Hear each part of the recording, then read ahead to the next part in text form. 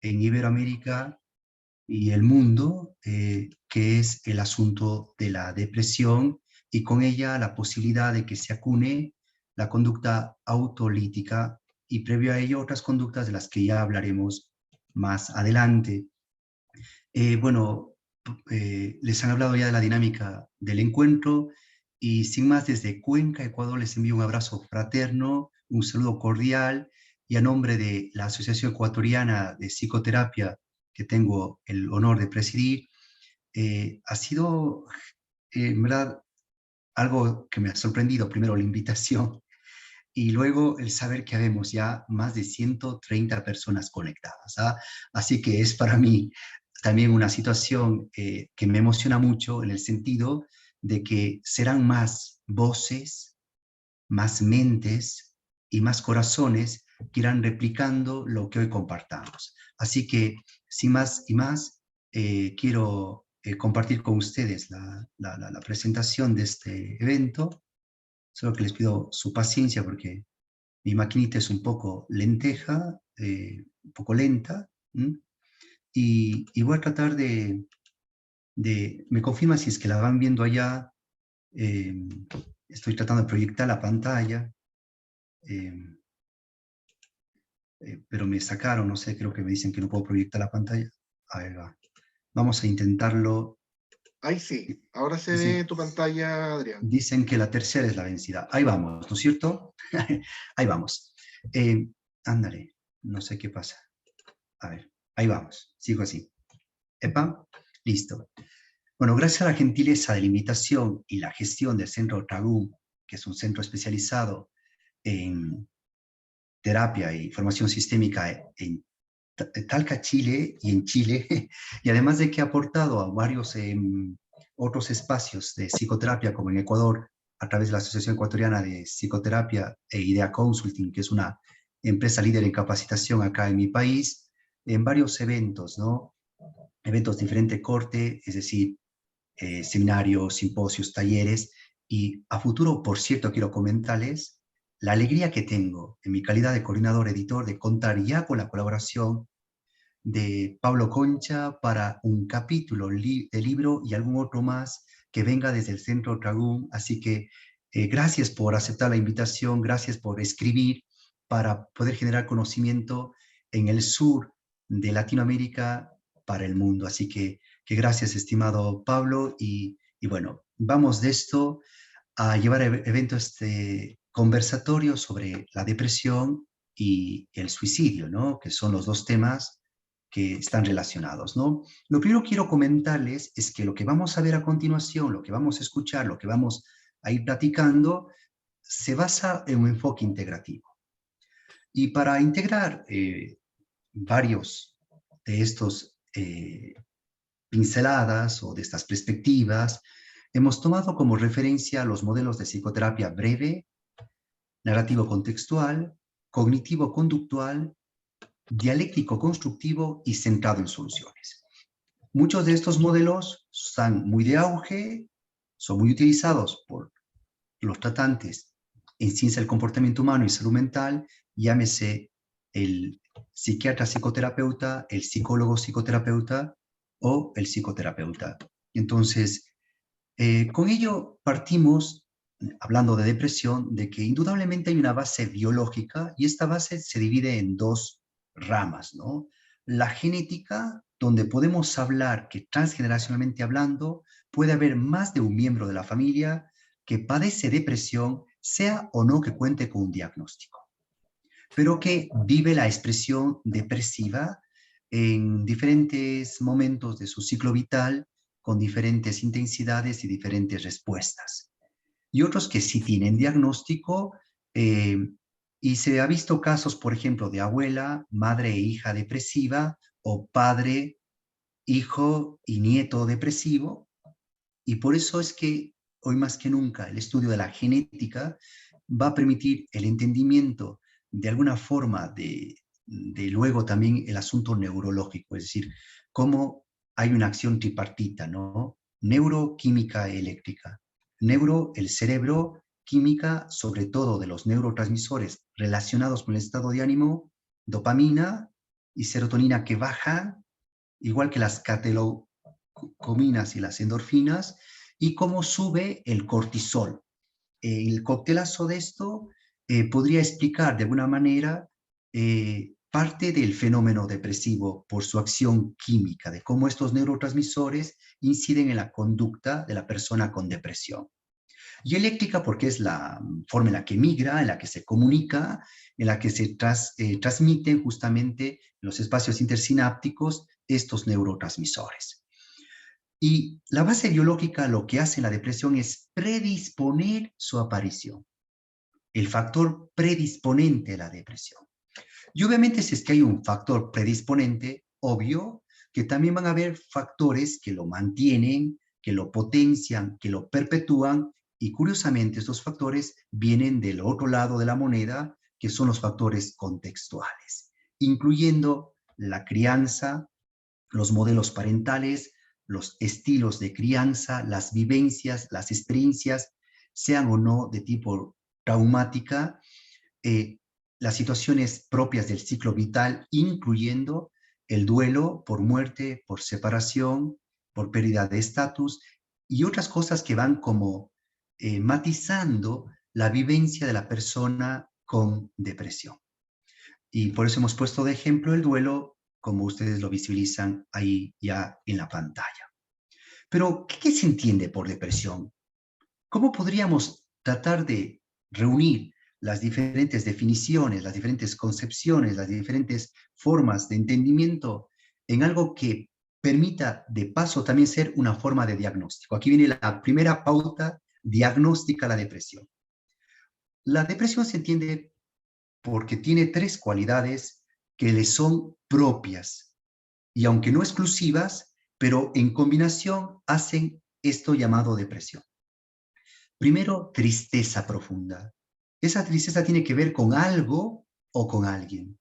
Algo como, por ejemplo, perdí mi trabajo, o alguien, perdí mi trabajo, la fuente de ingreso, y no sé cómo en mi papel de cabeza de hogar mantener a mi familia. Luego aparece con ello la tendencia de la persona depresiva hacia la soledad, hacia aislarse, a tratar de lidiar con el conflicto interno a través del aislamiento. Pero puede pasarnos como Alejandro Sanz, que su soledad y él no se llevan bien. La soledad puede ser a veces una buena compañera e incluso una sabia consejera, pero cuando la soledad se acuna en la mente, en el alma, en el corazón, en el espíritu, en el ser de una persona, la soledad se puede volver oscuridad. Y nos podemos volver alumno, es decir, sin luz. Eso significa alumno. Y la soledad se puede volver una maestra que me enseña a afrontar la depresión de una manera no siempre adecuada. Porque es importante entender que la depresión, en el mejor de los casos, debe resolverse en compañía. ¿De quién?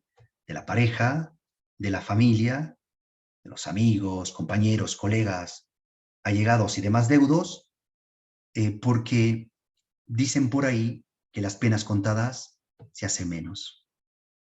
Y a veces intentar cargar con el mundo como el Atlas sobre ti, ese fuerte peso, esa gran carga, a lo mejor supera tus recursos de afrontamiento.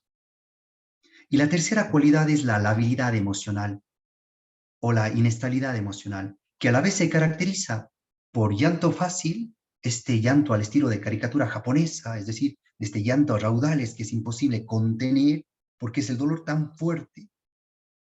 Y los sentimientos de malestar, de incomodidad, de ansiedad, de frustración, etc., que embarcan a la persona con depresión, que uno de los recursos de descarga, de alivio y de legitimación puede ser el llanto. Pero no es el único.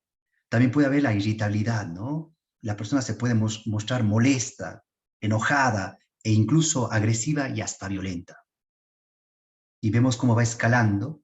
Y luego aparece la impulsividad, es decir, empezar a tomar decisiones sin pensar en los consecuentes, incluyendo las conductas que acompañan la depresión y, como dicen en la prensa rosa de mi país, lo veremos más adelante, porque, claro, estas conductas son en verdad importantes tanto para la persona que lo padece, a su pareja y familia, como para los tratantes. Y una vez que tenemos esta idea de qué se entiende por depresión, al estado de tristeza profunda, tendencia al aislamiento e inestabilidad emocional, hay que tener en cuenta estas tres palabras claves: cronología, cronicidad y deterioro.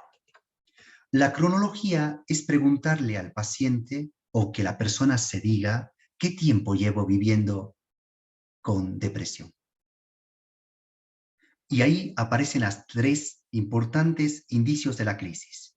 La primera crisis, la crisis previa y la crisis actual.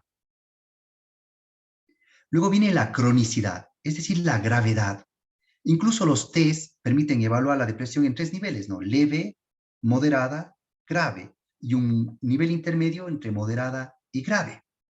La gravedad ayuda también a perfilar la intervención. Pero no solo la gravedad es el pan. Recuerden que el DSM sugiere también, además de la cronología y la cronicidad, la comorbilidad, es decir, la asociación de la depresión con otras cosas que van sumando y van complejizando el cuadro. Y finalmente, y no por esto menos importante, aparece el deterioro, es decir, el impacto, las secuelas, las consecuencias, los daños y los perjuicios que trae consigo la depresión en la salud física, en la salud mental, en la salud integral.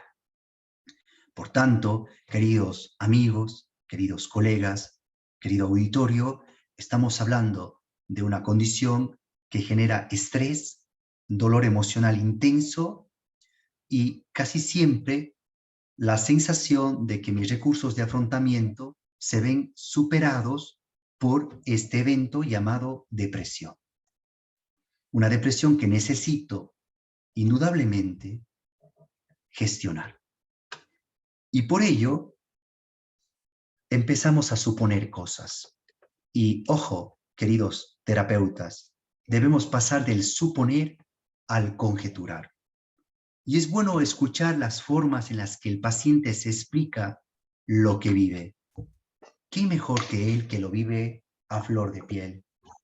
¿Qué mejor que él para describir eso llamado depresión? Y una de las actividades terapéuticas de cajón, usted podría incluso plantearlo como una tarea de intercesión, las famosas TIS, es que usted le diga al paciente: describe con tus propias palabras o escribe con tus propias palabras cómo vives tu depresión. ¿Mm?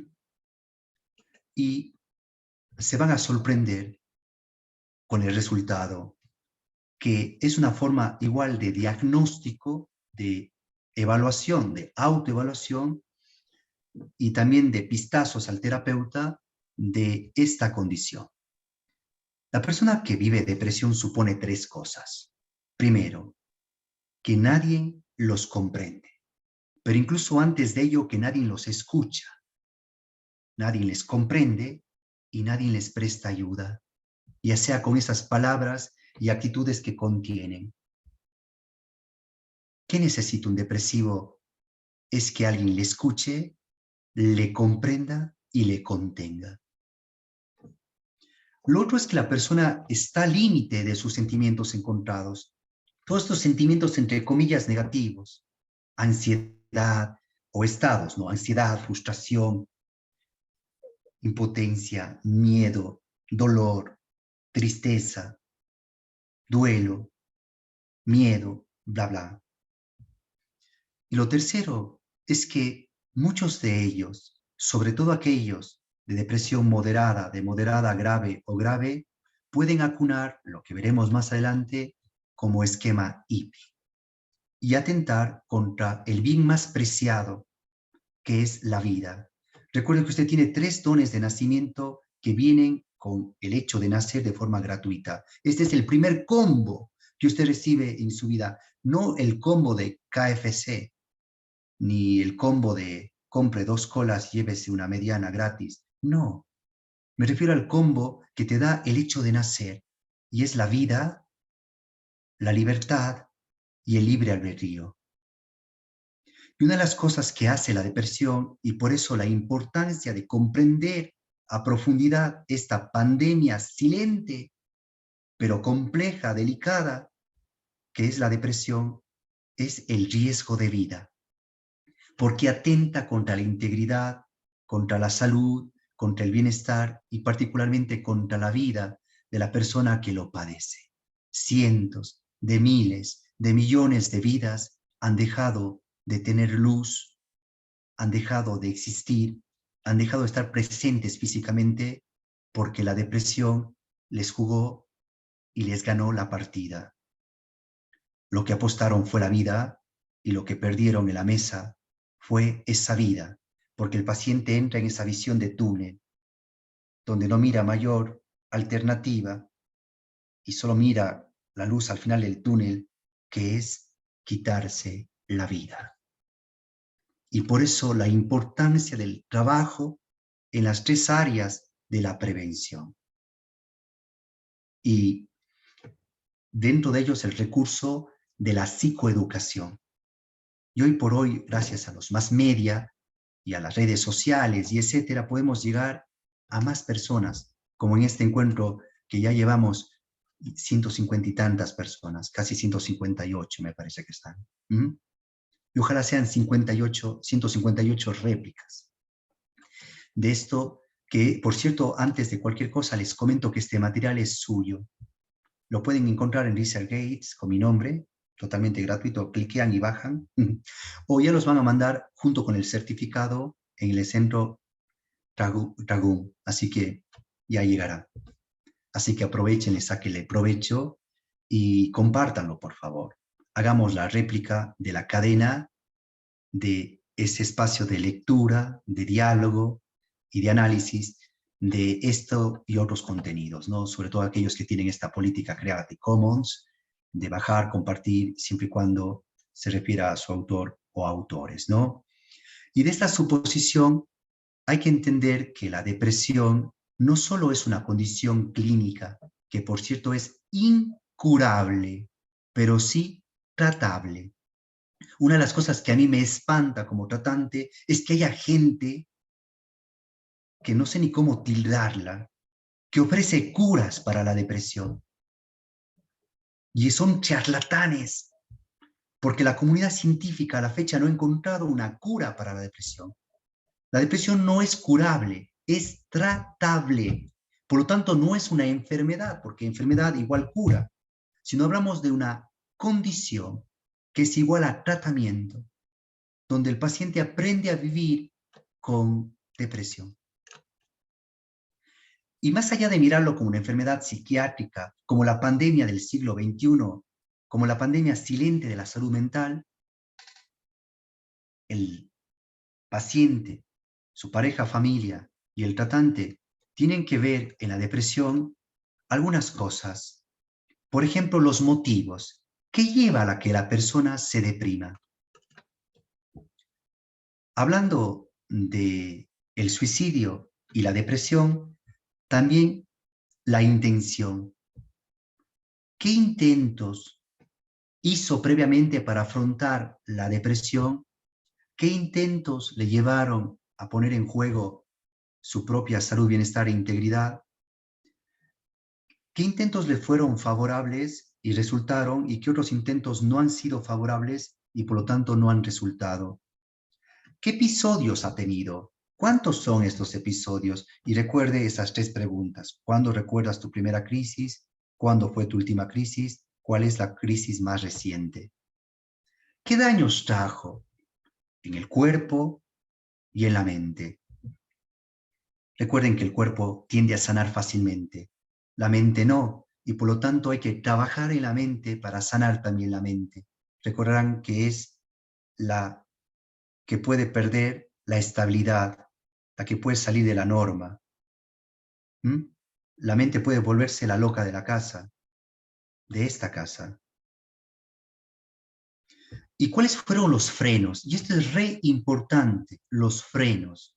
¿Qué hizo que la persona evitase un daño mayor? ¿Qué hizo que la persona se preocupase de su salud?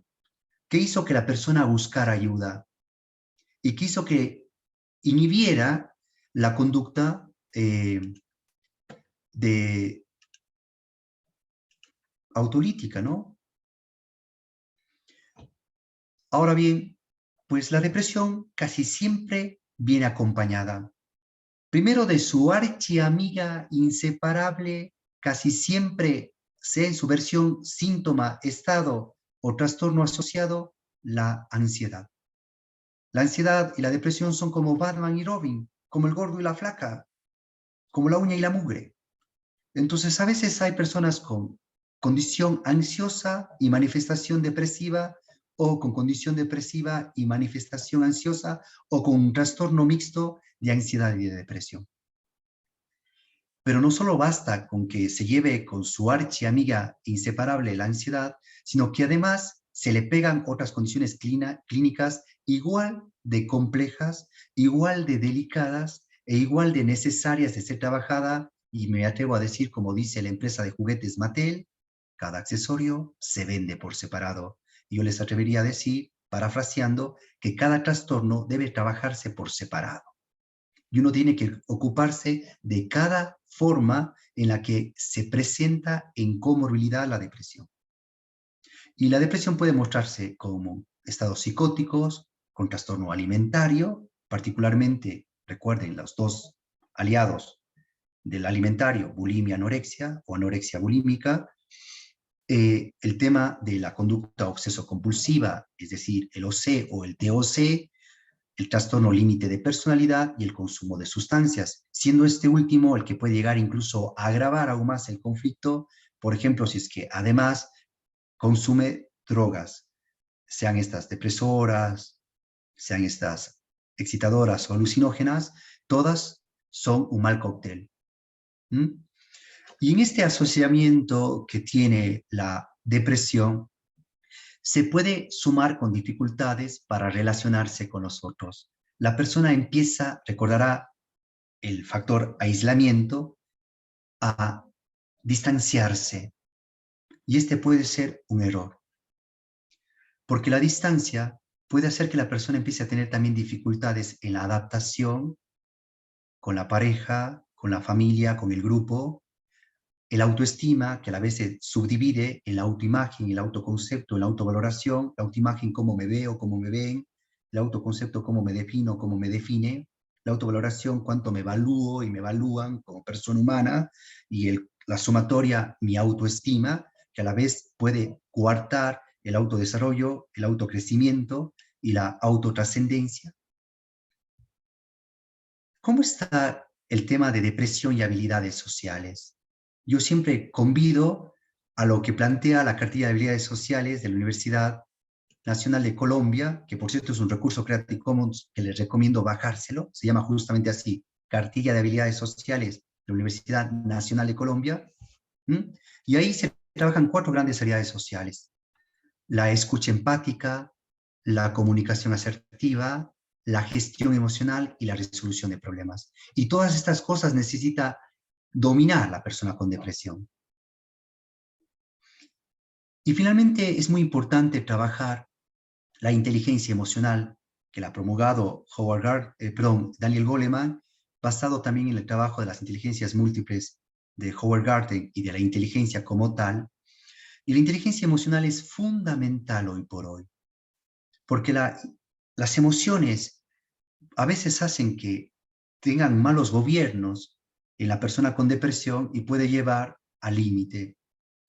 Y necesitamos enseñarle a la persona con depresión a resolver conflictos cuya opción no sea la muerte o acciones de muerte, sino que sea el amar la vida, es decir, dejar la tendencia tanática o esa pulsión de muerte y volverlos biófilos, es decir, amantes de la vida, de su existencia, más allá de la condición de depresión. Porque yo no soy el depresivo, yo soy Adrián Felipe, la persona con depresión.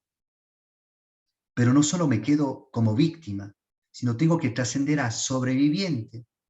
Y como dice la canción latinoamericana, me preguntaron cómo estaba y contesté: sobreviviendo sobre esta tierra, sobreviviendo con depresión, sobreviviendo a pesar de que la tristeza, el aislamiento y la inestabilidad emocional a veces quieren facturarme lo más valioso que tengo, que es mi propia vida.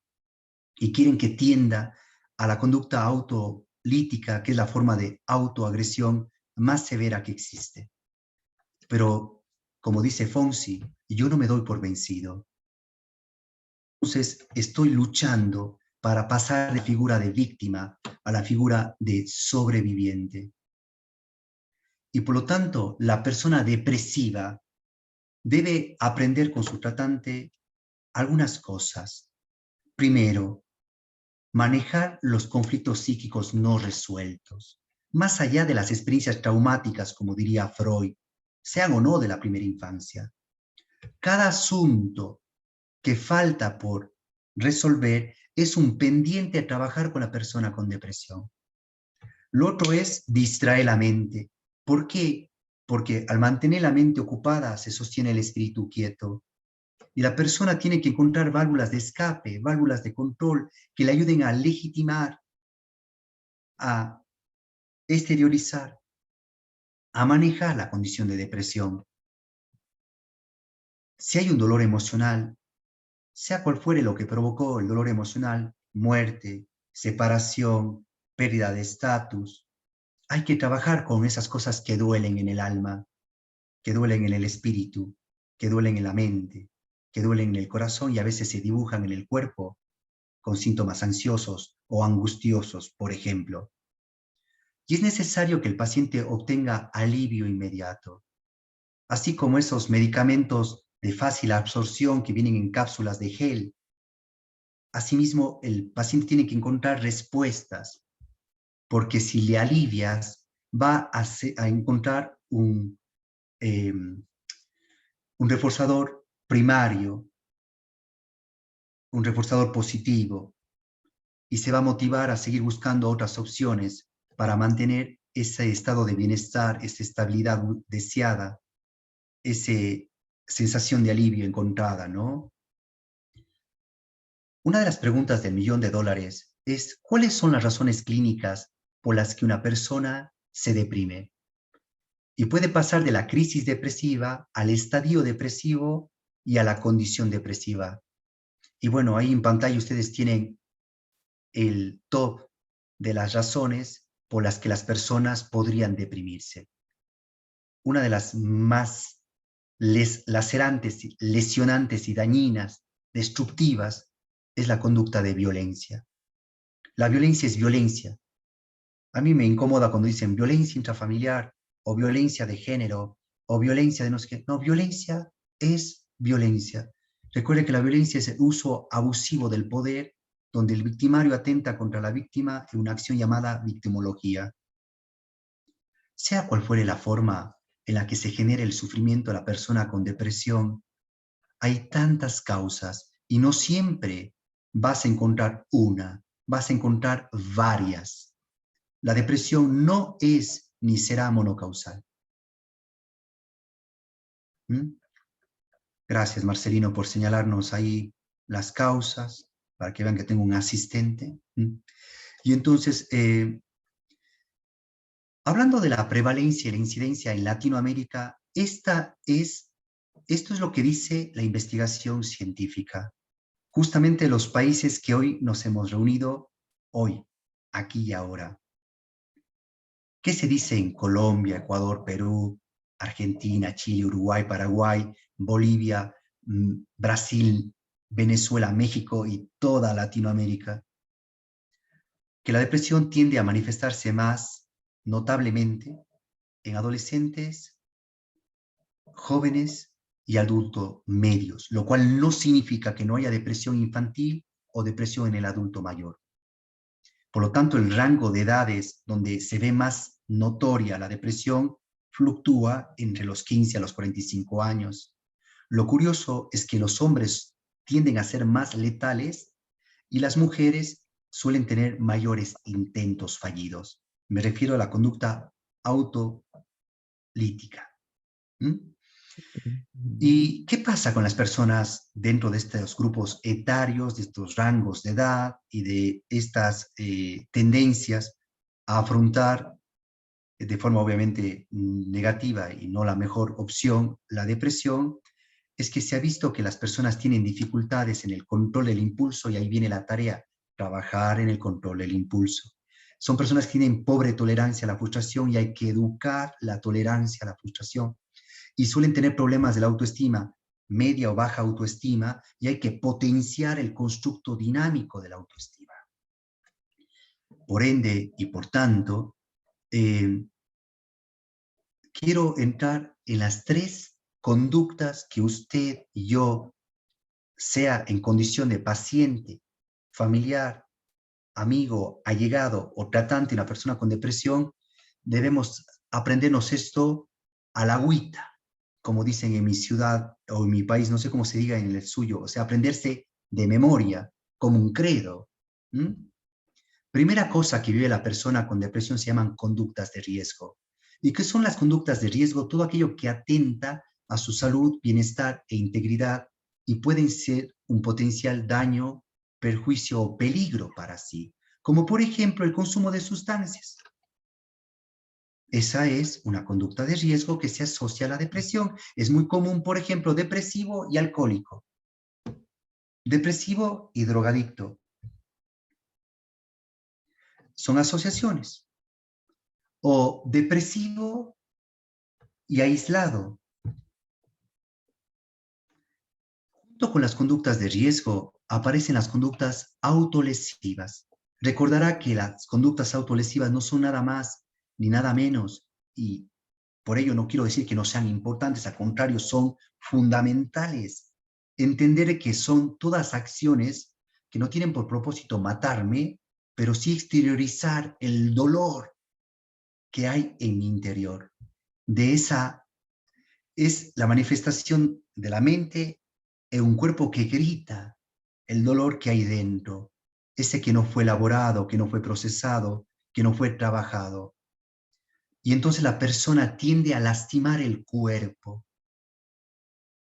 Las 3 conductas más comunes son el cutting o cortarse, el shocking, que es golpearse, golpear, romper cosas, y el burning, que es quemarse. Pero también otras cosas más invisibles como el tatú, la modificación corporal, las cirugías, los trastornos de identidad, incluyendo las sexogenéricas, el transgredir el cuerpo.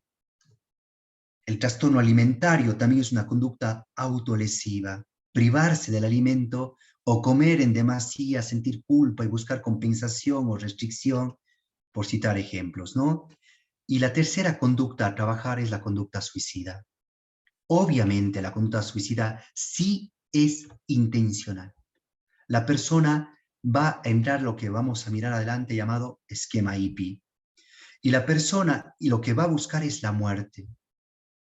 Porque el problema que tiene es su vida y la solución que busca encontrar es la muerte, aunque no siempre es el resultado final, porque algunas personas sobreviven con secuelas temporales, definitivas o irrecuperables del intento. Algunos terminan en el UCI, en estado comatoso, otros sobreviven y salen de UCI, pero van a hospitalización a largas estancias, y otros se quedan con secuelas físicas, cognitivas, motrices, del habla, etcétera, permanentes. Depende, obviamente, qué pasó con el cuerpo que fue sometido al intento suicida. Por ejemplo, si es que vivió hipoxia o anoxia y con esto daño cerebral, o si es que la sustancia con la que intentó envenenarse lesionó los órganos internos y empieza a tener problemas renales, hepáticos, cardiorrespiratorios, cardiocirculatorios, gástricos, entre otros. Entonces la pregunta siguiente que siempre nos hacen a los tratantes es ¿por qué las personas se suicidan? Qué pregunta más complicada y obviamente difícil de responder. Y hay cientos de miles de millones de razones por las que una persona puede llegar a pensar en suicidarse y depende de cada caso particular. Así tengamos 10 casos de personas que se asfixiaron, cada caso detrás de la persona que se asfixió en su autopsia psicológica denotará diferente configuración que le llevó a tal conducta. Por lo tanto, lo que se ha obtenido como respuesta a la investigación científica es que las personas se suicidan porque hay un conflicto psíquico de difícil aceptación, de difícil cambio, de difícil solución. Escuche bien esto, difícil aceptación, difícil cambio, difícil solución. Y todo esto está matizado en una serie de situaciones dolorosas. ¿Cuál es la historia de sufrimiento? Y si tú te das la oportunidad de escuchar, de indagar, de atender la historia del sufrimiento, la narrativa del sufrimiento, el discurso y lo que hay detrás del discurso, lo que se dice entre líneas y hasta lo que no se dice, pero se comunica con pausas, con silencios, con inflexiones, con gesticulaciones, con ademanes, con posturas, etcétera, dirán que fue sobrepasado y que mi historia de sufrimiento me pone en juego el afrontamiento. Y ahí aparece este gran lío. El problema a resolver es mi propia vida y la solución que encuentro es mi propia muerte. Por lo tanto, el suicidio aparece en el top de la lista e incluso en algunos casos más severos como lo único posible en la lista. Porque nada me convence, nada me da la paz, la calma, la tranquilidad, el sosiego, la estabilidad que tanto deseo, busco y no encuentro. Y entonces a esto se le llama riesgo suicida. Y aunque esto que les voy a decir es solo didáctico, solo pedagógico, realmente no podría llegar a decir que esto debería ser visto de esta manera, pero solo para poderlo poner de alguna manera. El riesgo suicida podría estimarse por su complejidad en bajo, moderado o alto riesgo. Bajo se describe cuando la persona ha tenido pensamientos suicidas o ideación suicida, pero no ha hecho un plan.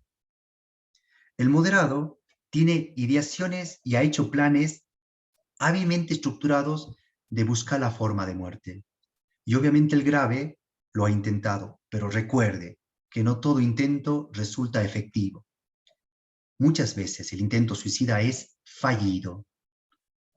Y vuelvo a insistir que pueden haber secuelas temporales o definitivas, particularmente asociados a los daños en la corteza cerebral, en los órganos internos, en la columna vertebral, y cosas como, por ejemplo, parálisis, daño cerebral, hemiplegia, cuadriplegia, tetraplegia, problemas del habla, la marcha, la cognición, son las secuelas postreras de los intentos fallidos. En algunos casos excepcionales lo intentaron, no lo lograron y no les pasó nada. Siguen, entre comillas, bien en el cuerpo, pero no podría decirlo si es que a lo mejor están bien en la mente, más aún si no reciben la triple A. No olvide esta triple A. Apoyo, ayuda y acompañamiento. ¿Qué necesita la persona con depresión? Apoyo, ayuda y acompañamiento. Apoyo de sus redes de contención, familiar, social de tratantes, ayuda especializada y acompañamiento de su pareja, de su familia, de su comunidad. Por lo tanto, usted tiene que, como dice el grupo de ópera rock, Mago de Oz, aprender a leer y a ver y leer. ¿Qué cosas? Las señales de advertencia que la persona con depresión le va a decir a grito silente o a grito audible, que pueden ser señales verbales, dice, no verbales, lo escribe, lo comenta, lo publica, ahora más aún con las redes sociales y cualquier otra plataforma, y otras, ¿no? como por ejemplo, cuando empieza a volverse muy generoso, a intentar dejar todo en orden, cuando se empieza a despedir. Señales, ¿no? Señales. Y hay que saber mirar las señales. El grupo de ópera rock describe muy bien la depresión en una de sus canciones. Me refiero al grupo español Mago de Oz. Quiero recitarles uno de esos estribillos, ¿no? Miren lo que dice este grupo. La tristeza es siempre como una esponja, absorbe el agua de la vida hasta hacerla morir. Sentir deseo y ahogarlo a un tiempo es llenar el mar de piedras e intentarlo cruzar. Cuando no veas que no puedes soportar el vacío que hay en la soledad, cuando la fuerza solo en tu saliva está, aprende a ver, aprende a actuar. O también podría decir el mismo grupo, en otra de sus canciones, hoy la mañana tiene la tontería y la mirada del sol, que está lagañosa y hastía y despliega sus rayos con sopor. Estorba la mañana a quien no es capaz de comprender que 3 no son, que 3 y 6 no son 10, que es quien es y no quien cree. ¿Mm?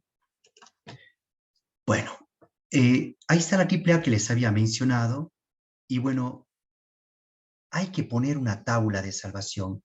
En el mar de la angustia, en el mar de la soledad, en el mar de la frustración, en el mar de la impotencia, en el mar de la indignación, la persona con depresión necesita platicar con alguien. Ojalá tú seas esas orejas. Ojalá seas ese hombro. Y volviendo a tocar al grupo antes mencionado, dicen ellos, ten mi mano, apóyate en él, ten mi hombro, apóyate en él, y a donde quiera el viaje iré, contigo iré. Y en tu descanso será el reposo, y en tu camino será el andar. ¿Mm? Eso es lo que hace el terapeuta, ser un compañero de camino, para ampliar, para mejorar, para potenciar los recursos de afrontamiento, tanto los intentos previos llamados cambio tipo 1, que requieren hacer un tuning, como de los cambios nuevos, que es lo que le vas a pedir al paciente que implante ahora. Otra cosa muy importante como tabla de salvación es consultar a un experto en salud mental. Llámese médico, psiquiatra, psicoterapeuta, psicólogo, consejero, etc. Y es muy importante como hoy hablar de las conductas, hablarle a la gente, hablarle a la comunidad, hablarle a las personas de que hay 3 conductas a cuidar: las de riesgo, las autolesivas y las autolíticas, todas con diferente nivel de gravedad y que deben ser trabajadas a tiempo. Te preguntarás, ¿cómo intervengo entonces con la persona con depresión? Y la respuesta es que le tienes que prestar atención sostenida, selectiva y focalizada. Le tienes que mostrar respeto, consideración y tolerancia, que tus palabras y tus actitudes sean coherentes con ese acompasamiento, con ese acompañamiento, con ese deseo legítimo de verlo superarse a sí mismo más allá de su condición. Tienes que ser empático. Como diría Carl Rogers, empatía, aceptación incondicional.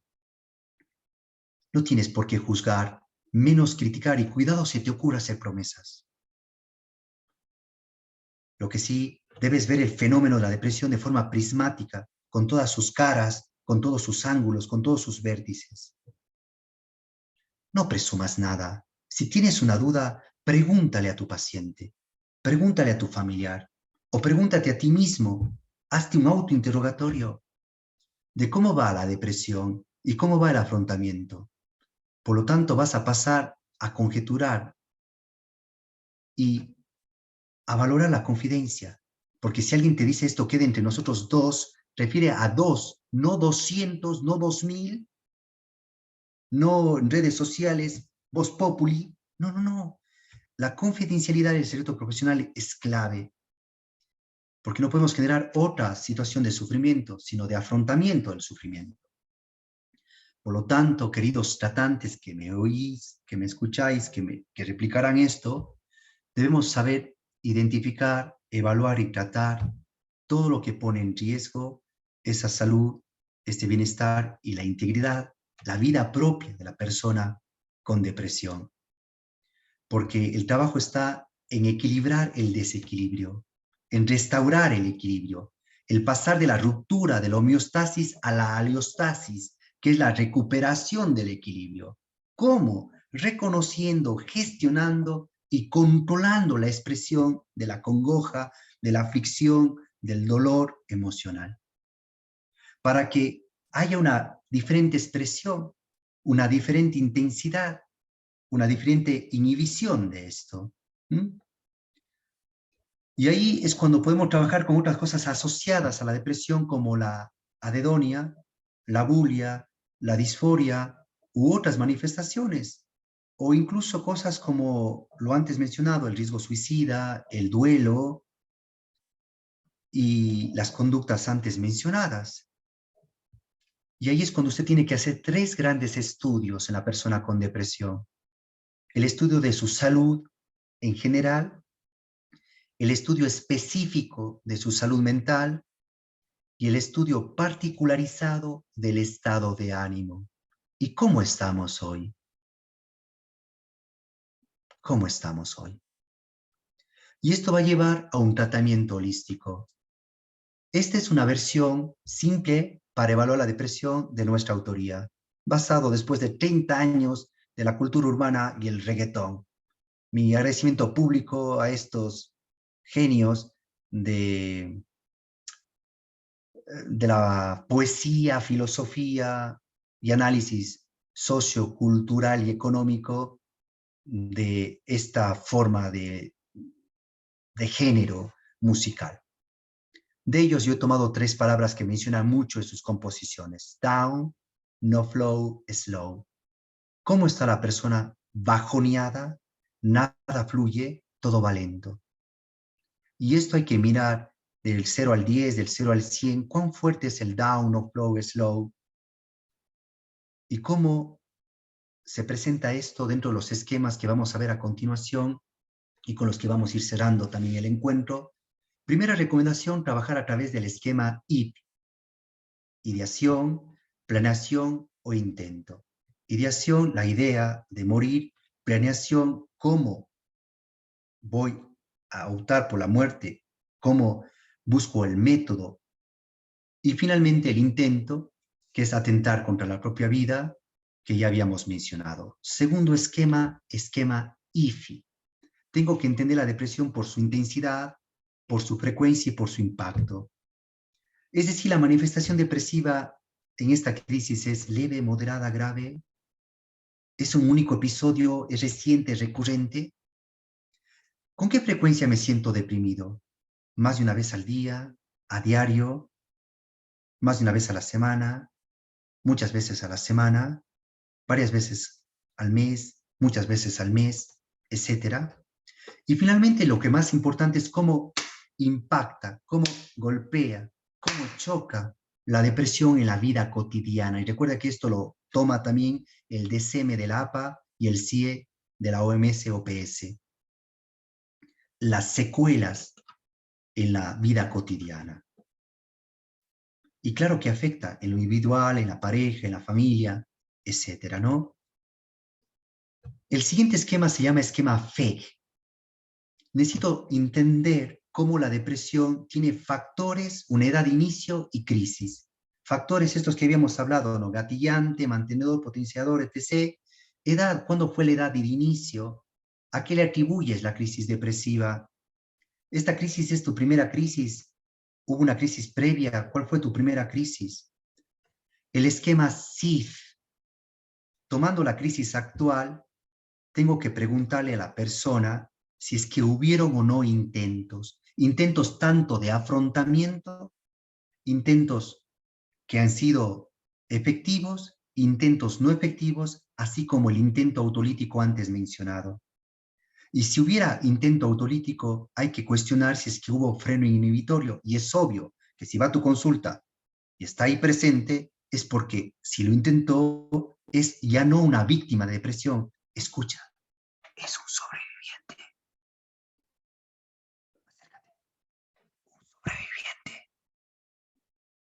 y tiene que aprender a vivir como tal. Víctima es pasado, sobreviviente es presente y futuro. Sobreviviente es el que se ocupa en el aquí y en el ahora, en el hoy, en el presente, a superar, a afrontar, a gestionar su ansiedad, su depresión o cualquiera de las cosas que estén asociadas a salud mental. Y hay que preguntar, ¿qué lo frenó? ¿O qué lo frena para evitar matarse y para seguir viviendo a pesar de que sea pesado hacerlo, complejo hacerlo, difícil hacerlo? Y aparece el esquema H-MIT. No todos los pacientes son pacientes de consulta externa o ambulatorios. Algunos son de internamiento y algunos son hospitalarios. Y por eso es útil el esquema H-MIT. E incluso el H-MIT se aplica con la pareja y la familia, sobre todo cuando el intento ha sido efectivo, de pacientes que murieron por depresión. Y una de las cosas que yo quiero públicamente también señalar es que lamentablemente en mi país se invisibilizan las cifras de suicidio y de depresión porque en vez de poner causa de muerte suicidio, ponen en causa de muerte ahogamiento, estrangulamiento, envenenamiento. Sí, ese fue el medio por el cual se dio la muerte, pero no es la causa. La causa de muerte es depresión con esquema IPI y tendencia autolítica. Pero lo disfrazan y lo ponen como paro cardiorrespiratorio. ¿Pero qué provocó el paro cardiorrespiratorio? Ah, un envenenamiento. ¿Y qué provocó el envenenamiento? Ah, una depresión que llevó a la persona a la conducta autolítica. El esquema HMID significa que hay que averiguar en la persona del paciente si es que hizo hospitalización. Y si fue por UCI, por hospitalización, por emergencia o urgencia médica.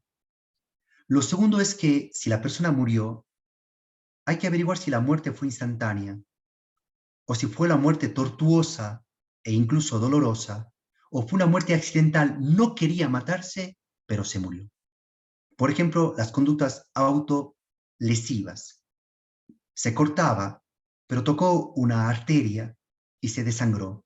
No quería matarse, quería exteriorizar el dolor, pero terminó pasándose la mano, ¿no? Y luego es el tratamiento. Yo sugiero 3 formas de tratamiento. Existe el tratamiento ambulatorio, el de hospitalización y el de internamiento, pero a esto se le puede sumar algo que usted puede hacer en su comunidad, en su barrio, en su cuadra, en su manzana. Y esto se llama GAM, Grupos de Ayuda Mutua. Si usted vive depresión, si usted tiene un familiar con depresión, puede reunir a otros en la comunidad para hablar de depresión. Recuerde que las penas contadas se hacen menos y que las experiencias vividas ayudan a otros a tener otras alternativas. Arme GAM, sea GAM, propicie GAM. El esquema S3 tiene que ver con 3 cosillas por demás importantes en la depresión. Primero, el entender a la persona suicida, su trascendencia, que es el sobreviviente, y lo más noble, que es cómo se esfuerza, cómo intenta y cómo logra superar la condición depresiva, gestionar la depresión, trabajar en esto que le causa el conflicto. Quedamos claros que el manejo va a ser siempre tripartito. La red de apoyo, el uso farmacológico y el proceso de intervención psicoterapéutica especializada. ¿Cuáles son las primeras acciones? Si tú hoy te identificas como persona con depresión, o si tú identificaste a alguien en tu contexto, en tu mundo circundante, que sufre depresión, tienes que ayudarlo a que logre dormir bien y mejor, a que inicie el tratamiento, a mantener la actividad física, mantener la mente ocupada para que el espíritu esté quieto, en fortalecer las redes de contención y el evitar que se agrave la situación con situaciones de consumo. Por lo tanto, te invito a que tienes que caracterizar el cuadro, mirar las conductas relacionadas y mirar los factores relacionados. porque tú tienes que provocar tres cosas: el insight, el awareness y el relax. Es decir, que hay un vistazo de la condición, que caiga en cuenta y que cambie de actitud. Y ahí es cuando hay un cambio aquí en el pensamiento y su material, las ideas. Y en vez de ser un pensamiento depresivo, caracterizado por ser negativo, polar y distorsionado, y además catastrófico, y además rumiante, cada una de estas formas y versiones del pensamiento disfuncional, o como diría Ellis, estos pensamientos que son disfuncionales, o como diría Weg, estas distorsiones cognitivas, trabajarlas para que se resignifique, se reestructure y se cierren círculos. Pues esto les dejo para que le echen un ojo y dar paso al espacio de diálogo en este encuentro, pero al final les he puesto una propuesta que yo aplico con mis pacientes, que es una propuesta que tiene un total de 12 sesiones. Me veo una vez por semana con el paciente, un total entre 40 a 60 minutos por paciente. Por lo tanto, trabajo una suerte de 3 meses con ellos. Luego les doy el alta, el seguimiento y el control del cambio, que se extiende por 3 meses más, primero cada 15 y luego una vez al mes. ¿Y qué hago con los pacientes desde el modelo integrativo? Les brindo asesoría y consejería psicológica, particularmente utilizando la psicoeducación, porque no importa cuánto tú sepas como especialista sobre la depresión, sino el que debe saber, como David que venció a Goliat, es decir, el que debe estudiar la depresión es el paciente. Lo segundo, hay que trabajar en el alivio sintomático, en las manifestaciones clínicas y subclínicas de la depresión, y finalmente trabajar con cada uno de los conflictos que usted ha identificado asociados. Yo trabajo con los pacientes, obviamente con tareas de inicio y de desarrollo, y en las de inicio les pido siempre tres cosas: escribir su autobiografía, trazar una línea del tiempo donde señale el hito, el intento y lo que le falta por intentar para afrontar la depresión. Le voy pidiendo que haga apuntes del proceso de las lecturas que le invito a conocer y a especializarse en su condición, y aplico algo llamado 6 Free. Vienen los vocablos free de gratuitos y freedom de libertad. ¿Y cómo sanas? Sano al leer, sano al escribir, sano al hablar, sano al escuchar, sano al trabajar y sano al crecer para sanar. Y bueno, cada vez que me reencuentro con el paciente, hago una breve recapitulación del encuentro, trabajo la sesión terapéutica con un objetivo previamente diseñado, todo está fríamente calculado, como diría el personaje del Chapulín Colorado, el supercomediante Chespirito, y luego trabajo la clínica, y ahí es donde se aplica el método, la técnica y el instrumento, desde los enfoques antes mencionados, breves, centrado en soluciones, cognitivo-conductual, dialéctico-constructivo y narrativo, y de esta manera vamos haciendo ese acompañamiento y ese acompasamiento al paciente. Y bueno, reiterando mi sincera gratitud por la paciencia, por la escucha, por todos los 163 que se han mantenido firmes, por los que han salido y han tenido que luego ingresar, y sin más les doy la palabra a ustedes, que son los más importantes de este encuentro, ya sea en su calidad de paciente, de familiar o de tratante de una persona con depresión. Gracias a Ragún por la invitación, y bueno, sin más, bienvenidas sean las preguntas, ¿no?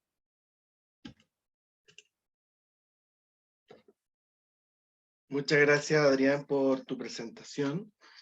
Hace un momento Faber levantó la mano, no sé si está aquí todavía. ¿No? Parece que no. Pero hay unas preguntas en el chat que las voy a leer ahora, Adrián. A ver, hay un comentario que dice, Tamara dice, ¿puede alguien autodiagnosticarse depresión? Tamara Palma. Bueno, algunos tratantes solemos usar inventarios, cuestionarios o test de autoaplicación. Yo no recomiendo tanto esto, es mejor trabajarlo cada uno de los eh, indicadores de depresión para poder ir más allá de lo evidente. No basta con una respuesta de sí o no, o 1, 2, 3, 4, 5, una escala de Likert, sino hay que ir profundizando cada una de las afirmaciones o entendiendo cada una de las negaciones que hay detrás de los inventarios, cuestionarios, test u otros reactivos. Ahora, hoy por hoy en las redes hay un montón de páginas y de esto donde se sugiere tomar algún test para hacer un autodiagnóstico, pero todos coinciden que si tú identificas alguna forma, alguna manifestación de depresión, pues asistas a un facultativo, asistas a un especialista, porque tiene que confirmar o refutar dicho diagnóstico y obviamente trabajar en lo que importa, que es la intervención. Y cualquier persona, sea o no estudiante de psicología, podría hacer estos test, y los más popularizados son pues las escalas de Hamilton, las de Beck, la de estado rango, entre otras, que están ahí libres en la web, ¿no? Pero detrás de eso debe haber el acompañamiento y la profundización para el entendimiento más pleno de la condición depresiva, con el apoyo de esa persona que lleva la formación, que lleva la experiencia, que lleva el camino. Y si puede ser alguien subespecializado, es decir, alguien que se dedica particularmente a trabajar con personas con depresión, mucho mejor. Súper, muchas gracias, Adrián. Hay una pregunta acá que dice, si un paciente tiene ideación suicida con plan, ¿cómo precaver su resguardo con la familia sin romper la confidencialidad? A ver, el secreto profesional se sujeta a tres cosas particulares. Primero, cuando el paciente te autoriza y te consiente romper ese algo que te depositó. Número dos, cuando la autoridad competente lo exige. Y número tres, cuando hay riesgo en la salud y bienestar integral de una persona. Si tenemos riesgo de vida, adiós confidencialidad. Aquí la vida prima sobre cualquier confidencia. Y yo debo armar redes de contención, familia, tratantes, allegados, y además que la persona reciba una oportuna intervención. Es probable que necesite ser a lo mejor hospitalizada, a lo mejor llevada a una casa de reposo, o a lo mejor tener un seguimiento 24/7 con un equipo de tratantes casi siempre de tipo mixto, donde interviene el médico psiquiatra, el psicólogo o el psicoterapeuta, y obviamente también el consejero familiar o el terapeuta familiar, para trabajar con la persona, la pareja y la familia a la vez. Pero el momento que hablamos de riesgo de vida o riesgo suicida, pues lo lamento, Pepito Pérez, pero esto no puedo trabajar solo y tengo que trabajar con un equipo que incluye a tu pareja, a tu familia y a los tratantes. Súper, gracias, Adrián. Otra pregunta dice, ¿cómo abordar la depresión en un adolescente, dado que hay adolescentes que van, entre comillas, obligados a terapia y no dan el paso para trabajar allí en terapia? Ok. Primero que nada, es muy común que el adolescente lo envían por algo, la corte, la escuela, los departamentos de bienestar o consejería estudiantil, o los padres miran comportamientos raros, atípicos, fuera de lugar, o simplemente tienen preocupación sobre su salud, bienestar e integridad, entonces le mandan donde el psicólogo. Y lo primero que tienes que hacer tú es ganarte la confianza, trabajar en el rapport, entender que estás ahí para no buscar cucos, ya aparecerán luego. Ahorita tienes que trabajar la relación. Recuerde que los terapeutas tenemos tres cosas: técnica, relación y estilo. Y en este caso se prioriza la relación a través de la técnica y tu estilo. De tal manera que una vez que lo enganchas, pues ya podrás trabajar la depresión o cualquier otra cosa. Pero si es que no lo enganchas y no logras la adherencia, pues caramba, va a ser imposible trabajar. Además que saco yo hablando de adolescentes, y tenemos al especialista en depresión en adolescentes, que justamente es Pablo Concha. Es más, yo pienso que la persona mejor para responder esto es Pablo Concha. No sé si Pablo quiera aumentar algo a esta incompleta e imprecisa respuesta que he dado. No, yo quisiera solamente agregar a tu comentario esto de la visita del contexto de consulta involuntaria, que suele ser una escena bastante recurrente en los adolescentes que llegan a terapia, ¿no? Llegan más bien por la motivación de los padres que por la sintomatología, digamos. Y que la sintomatología, a lo mejor depresiva en este caso, es también una señal que los papás van a observar, y no solo los papás, muchas veces los profesores, la familia, los amigos, van a observar que esa sintomatología ya no se convierte en una fuente de desesperanza, sino que también puede ser una sintomatología más centrada en la conducta. Entonces, bueno, el comportamiento, la interacción con los amigos, el dejar, no querer compartir con ellos, ¿cierto? Y que ahí estoy de acuerdo contigo, esto, la maniobra terapéutica esencial, digamos, en la primera fase es precisamente establecer una confianza relacional mínima para poder avanzar. De lo contrario, es muy difícil poder avanzar en cualquier tipo de acompañamiento con un adolescente en general si no hay un poco de confianza, ¿cierto? Y eso es lo que el terapeuta debe conseguir. Eh, Alejandra Neira levantó la mano también. Hola, buenas tardes.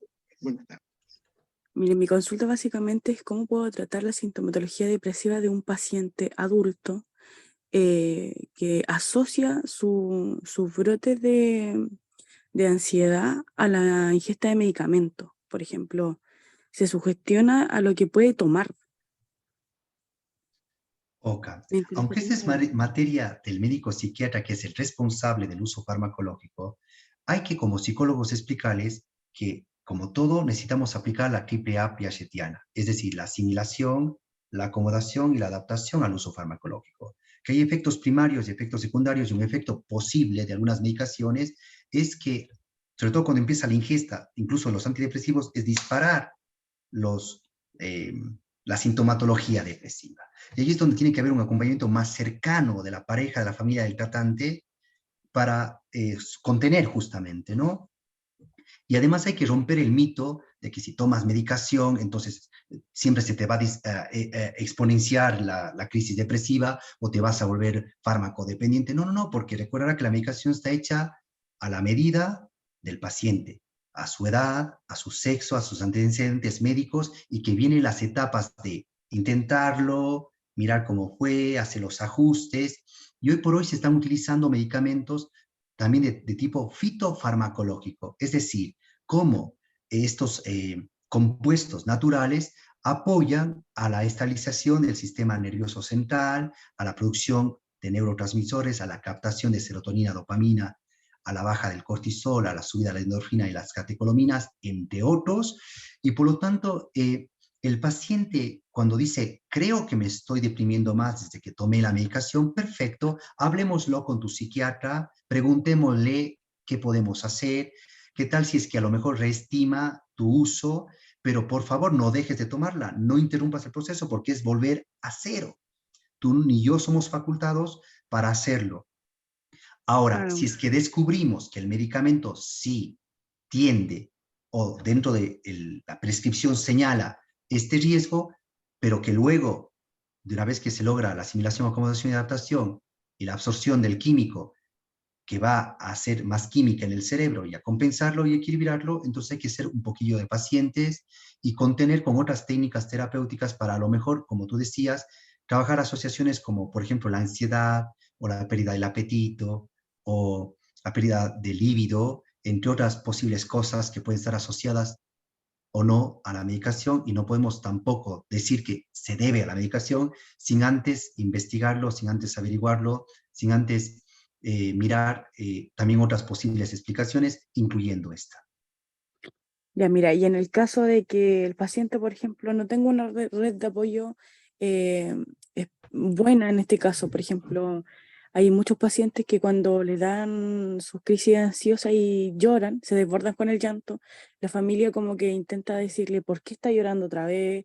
No tiene que llorar si no pasa nada, entonces como que en realidad no hay una contención. ¿Cómo se puede tratar eso como para educar a la familia de que esa no es la herramienta exacta para ayudar a la persona? Paralelamente, cuando tú vas mirando esto, deberías hacer por lo menos una o dos sesiones de trabajo con los padres, con la pareja o con la familia de la persona con depresión, o remitirle a la colega especializada en pareja y familia para que haga esta contención, para que haga ese proceso psicoeducativo. Y te cuento que la Junta de Andalucía, España, creó dos bloques de guías que yo les recomiendo a todos, son gratuitas. Ustedes ponen en San Google, yo soy por cierto, devoto de 3 santos de la era moderna: San Google, San YouTube y Santa Wikipedia, todos muy recomendables, por cierto, siempre y cuando vayas a buenas fuentes. Entre ellas les recomiendo la Junta de Andalucía, España. Y ahí tienen unas guías para trabajar la ansiedad y para trabajar la depresión, y entre ellas tienen una que dice: ¿qué puedo hacer yo mismo para afrontar la depresión? ¿Y qué pueden hacer los otros para ayudarme cuando estoy con depresión? Y una de las cosas que hay que romper son esos malos preceptos, esos malos conceptos, esas malas ideas de gente como: ay, no seas tonto, ya pasó, ay, solo sufriendo, ¿y qué ganas llorando? No, no, hay que cambiar incluso el discurso, que el discurso contiene, la palabra contiene, los actos contiene, todo lo que hagamos, todo lo que sea conducta, puede contener a la persona con depresión. Y claro, una de las cosas que también pueden consultarte la pareja y la familia es: ¿qué hago yo para ayudarlo? Y tú puedes trabajar paralelamente o enviarle a otro colega, que sería lo mejor, para que trabaje con esa pareja o con esa familia en maneras de contener de manera positiva, proactiva y constructiva a la persona con depresión. Ya, perfecto. Muchas gracias. No hay de qué. Gracias a ti por la pregunta. Voy a leer un comentario, no es una pregunta, pero un comentario que es bien interesante. Dice: si uno sufre de depresión y está más ansioso, entra en conflictos y eso aumenta el sentimiento del suicidio. ¿Cómo se le hace entender la corresponsabilidad del entorno familiar para que no agudicen estos síntomas? No sé si me permite, Pablo, mencionar algo. Miren, vuelvo, insisto y repito, hay una tríada perfecta: el paciente, su pareja y su familia, las que juegan un papel fundamental en el conocimiento, la comprensión y la conciencia de las entidades clínicas, incluyendo la depresión, la triple C: conocimiento, comprensión y conciencia. Y a veces los comportamientos verbales o no verbales pueden agravar la crisis. Y hay que saber cómo reaccionar ante una crisis. Así como hay la prevención de las recaídas o el trabajo en la crisis, también hay que saber qué decir y qué hacer cuando alguien está así. Y a veces, con toda la buena intención incluso, pueden perjudicar a la persona con depresión, haciendo como dice nuestro querido participante, nuestra querida participante Luz Ángela Rodríguez, que se disparen otras cosas como ansiedad, frustración, impotencia, miedo, desesperanza, desesperación, etc. Y cada cosa que se dispare hay que ir trabajándola por separado, no se olvide. Si te sientes frustrado, hay que trabajar la frustración. Si te sientes ansioso, hay que trabajar la ansiedad. Si te sientes impotente, hay que trabajar la impotencia. Y hay que ayudarle a la pareja y a la familia a ser como una especie de coterapeutas. Yo honestamente pienso que la pareja y la familia pueden hacer el trabajo de coterapia, porque recuerdan que ellos pueden pasar más tiempo que nosotros. No reemplaza al terapeuta, cuidado se confunda, ¿no? Pero sí se les puede instrumentar, sí se los puede asesorar para saber cómo reaccionar. Y por eso vuelvo e insisto: revisen esta publicación de la Junta de Andalucía: ¿qué puedo hacer yo mismo y qué pueden hacer los demás cuando estoy en depresión? Y a lo mejor ayuden algo. Y ya sabes qué decirle a la pareja o qué decirle a la familia, o cuando mi familiar se pone sintomatológico, ¿no? Y se agravan sus síntomas.